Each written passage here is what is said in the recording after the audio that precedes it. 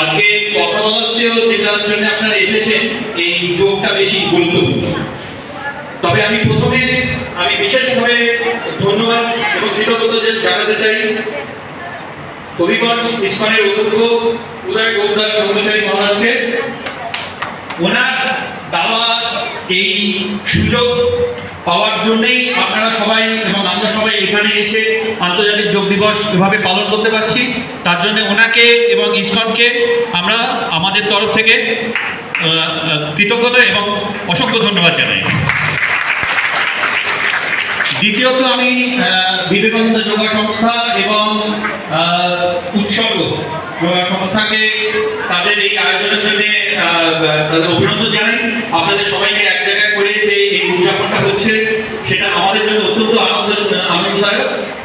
ফলে আমরা তাদেরকে ছাড়া তো নিশ্চয়ই আমরা করতে পারতাম না। বিশেষ করে কৃষক মিত্র এবং প্রমোদ সভাপতি যিনি আমার সাথে দাঁড়িয়ে আছেন, ওনারা বেশ কিছু বছর ধরে এই যোগকে নিয়ে কাজ করছেন, আপনাদের সকলকে এখানে এনেছেন এবং এই যোগের যে বার্তাটা আপনাদের মধ্যে পৌঁছে দিচ্ছেন, তার জন্য এদের দুজনেরই আমাদের তরফ থেকে অসংখ্য ধন্যবাদ।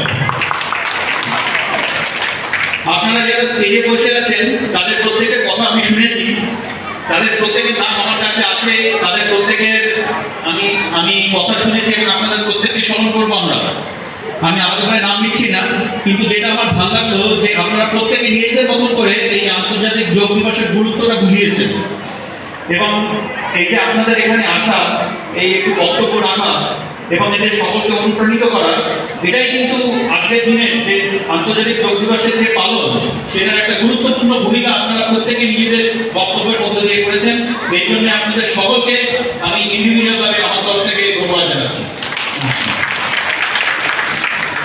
শেষে আমি আমার সামনে আমাদের সম্মানিত এবং প্রিয় যারা ভক্ত এবং অতিথি যারা যোগদান করেছেন, তাদেরকে ছোট্ট করে একটা কথা বলবো। এই যে মহারাজ বলেছেন যে যদি স্বাস্থ্য থাকে তবেই সাধনা, তবেই সেবা।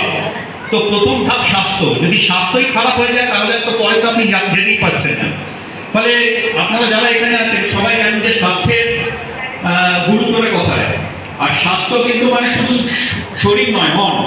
তো শারীরিক স্বাস্থ্য এবং মানসিক স্বাস্থ্য দুটোই রক্ষার জন্য যোগের যে ভূমিকা, সেটা আশা করি আপনারা বুঝতে পেরেছেন। ফলে আমি চাইবো যে আপনারা শুধু আজকের দিন বলে নয়, নিজের মতন করে নিজের বাসায় এবং নিজের পরিবারের সাথে এবং নিজের বন্ধু বান্ধবদের সাথে এই যোগের অভ্যাসটা চালু রাখবেন। মনে রাখবেন যে নিজেকে সুস্থ রাখা, নিজেকে সুশৃঙ্খল রাখা এবং একটি ভারসাম্যপূর্ণ জীবন যাপনের জন্য যোগের যে অবদান, সেটা কিন্তু ভুলবার নয়। ফলে এই যোগকে নিজের জীবনে সবসময় একটা সঙ্গী করে রাখবেন। আজকে আপনারা সবাই এসেছেন, দুটো কথা জাস্ট বলে শেষ করছি।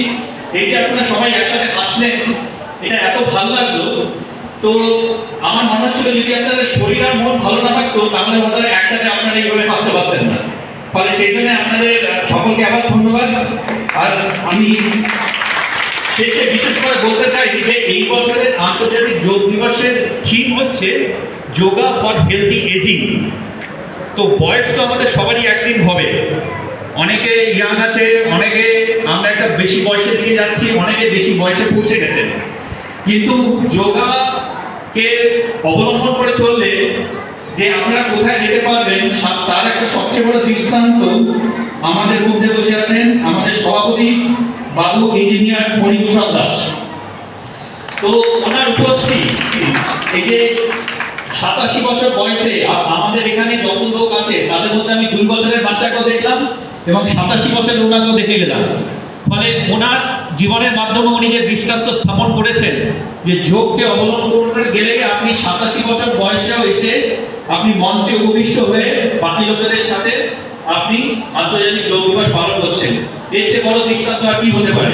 ফলে ওনার এই দৃষ্টান্তকে সামনে রেখে আপনারা এগিয়ে যাবেন এবং এইভাবে বছরের পর বছর আন্তর্জাতিক যোগ দিবস অংশ নিয়ে আপনারা এই দিবসটাকে পালনের সফল করে তুলবেন। সবাই ভালো থাকবেন, সুস্থ থাকবেন। নমস্কার।